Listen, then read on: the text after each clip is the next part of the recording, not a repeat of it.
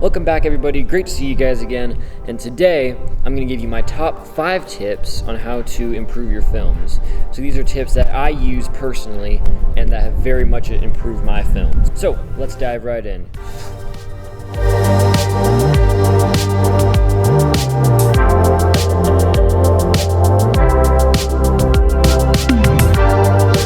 Okay, so tip number 1.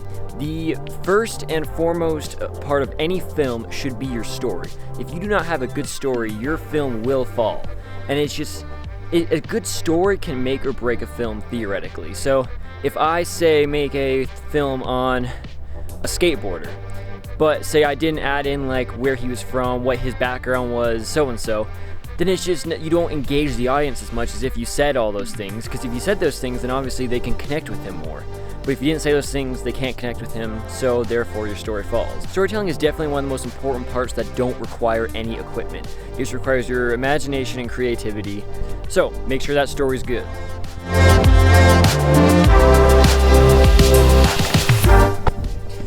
Okay, so tip number 2. What was tip number 2?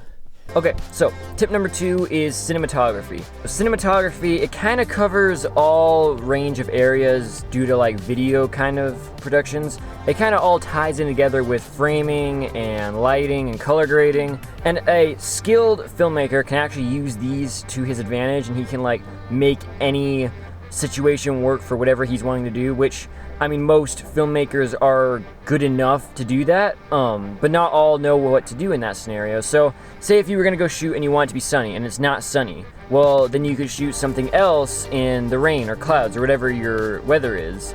But just because the weather didn't work out or the situation didn't work out the way you wanted it to does not mean you have to stop and not do what you wanted to do. You can keep going and just kind of improvise as you go, which is what a big part of cinematography and filmmaking is. It's just improvising where you need to, filling in those gaps with your creativity. And be sure to pay attention to things like contrast, composition, and movement. All right, that's tip number 2.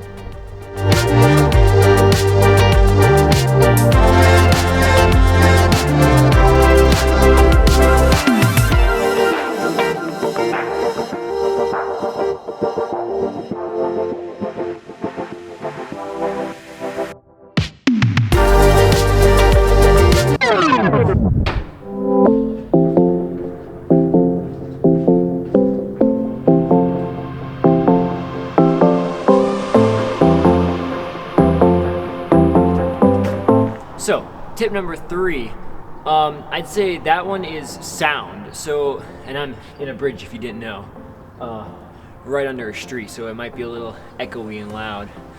Apologize for that. But sound design can also make or break a video, kind of the same as story, but sound, it kind of makes you feel like you're there. You can hear, you can almost feel with the sound. When you put sound in a film and it really correlates to what that film's showing, it really does help. So either sound effects or some background music, ambient noises, all of it helps a ton. And then definitely consider the mood and tone of your video, because that will definitely help you decide what music and ambient noises to use with it. Because otherwise, if you just throw in some random music, random noises, it's not gonna correlate to the video, so it's not gonna work as well. Okay, so we're back at the office to talk about the last 2 tips I have for you guys. So the 4th tip is editing. And editing is when you put your finished clips together and you turn them into a cohesive whole. You also kind of want to try use methods like pacing, timing, and transitions. They're all going to create a flow that carries the audience further into your story. So that definitely helps. And the biggest thing with editing is be sure to keep in the lines of your story. Don't get totally off track and do 2 stories in one. Just do the story you were planning to do and keep it at that. All right, so tip number 5. Tip number 5 is post-production. So post-production is you just finished your editing, you're finishing up the color grading, the sound mixing, and the final export.